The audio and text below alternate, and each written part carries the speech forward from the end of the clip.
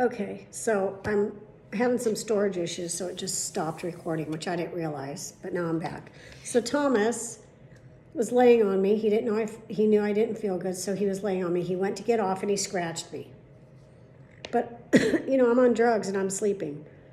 So I kind of looked and it looked white, whatever. I went back to sleep. So I don't know how much longer it was, but I woke up and I kind of felt my down here and I thought, oh, he must have been licking me. But then I looked at my hand and there was blood on it. So I called Leah back there. I was like, what the fuck? Something happened. Thomas scratched me. She picks up Thomas. His entire white underbelly is covered in blood. Like there's blood everywhere. There's blood all over my chaise. It's all over my arm. But it's like gluck, gluck, gluck coming out of me like chunky blood. So whatever. I go in and clean up, and we clean up Thomas, and I clean up the chaise. But as I'm wiping the blood away, it's like in clots. It's clotted blood. Curious, because I don't have any clotting disorders. Was it clotty because it'd been bleeding for 20 minutes and it was starting to clog because of the air? I don't know how blood clots. Anyways, interesting finding. I'm not on the blood thinner anymore, but I take aspirin every day. So should I call Dr. Kanan about that? I don't know. But long story short, my immediate plans are to call and get the MRI scheduled. We'll see what's going on, see if there's a way to fucking relieve the pressure. I don't know what they do. It's the thoracic spine. So what do? They decompress it. Is there a way to do that? Is that surgery? Is it a laminectomy? What is it? I don't know. Do you see what I mean? MCAT. It's in my future. But that's the first thing to do. I'm going to go drink some coffee, eat some breakfast, go potty like a normal person, call Dr. Kanan, have him review my blood work, tell him about my little clotting cut, see what's up. See, it's still kind of like bleeding a little bit day 2. Or maybe that's just old blood. I don't know. But anyways, I'm healthier than I thought I was, not as sick as I should be, in pain, going to manage it with medication, living my best fucking life. And that's just going to have to be good enough. I'm going to write my review of my hospital experience at Santa Rosa Memorial Hospital. I'm going to sizzle Dr. Laird. He's going to feel it. His ass is going to feel like it's on fucking fire. And that's okay, because his behavior was not okay with me. He didn't want to get to know me. He wanted, and it wasn't busy. He wasn't busy. 2 drunks and a diabetic plus me. It's like, you have plenty of time to spend time with me. Stop being a dick. Stop waiting for 6 o'clock to roll around. I'd been there since 2:30. He was off at 6 o'clock. You're fucking out the door. Leave whoever's there to be there. Do you know what I mean? It was a dick move. So that's all I want to talk about today, because I've spoken enough. And, my parting words are, don't let anyone tell you what's wrong with you. You know what's wrong with you. You feel yourself. You know yourself.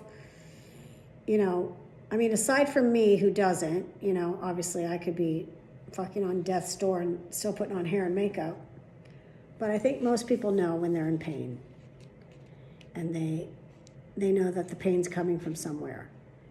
And unless you're a opium freak and you really do just want drugs, anytime you feel pain that's severe enough to impact your daily living, you need to talk to someone about that.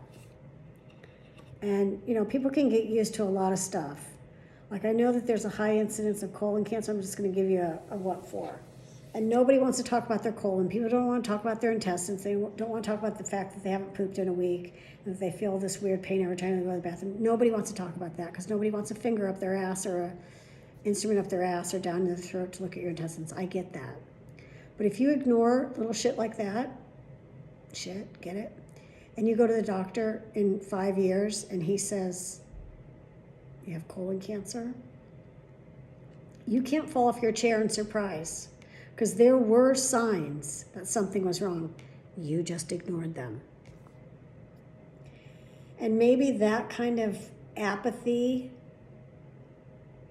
is created in our medical system because the people that don't have emergencies think everything's an emergency, and the people that have emergencies are like, fuck it, I'm fine. I feel fine. Mostly men. It's man's disease. But do you know what I mean? Like, you understand how you get there, but it's not okay. It's just like with the police brutality. You understand on some level how they get there because they just see the worst in humanity and the worst in humanity and the worst in humanity. And that one person who is just an innocent young man, you've already categorized them based on their looks and their skin color as that they're part of the worst, and they're really not. So you missed it. You made a mistake. You got to own it. And the medical, I don't want to say field, but the medical establishment, they've got to go back to that too, which is why we have concierge doctors being so popular now. Everybody wants a concierge doctor, someone to handle all of their care, one person who's like a concierge. It's like a fancy thing where you have medical advocacy and they're following you all the way through. Well, my primary care physician is my concierge.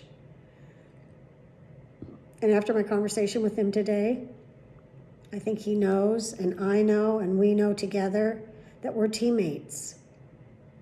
And if he wants to be on my team, he's got to accept me as who I am, flaws and all. Okay? So I'm going to go. Love you guys.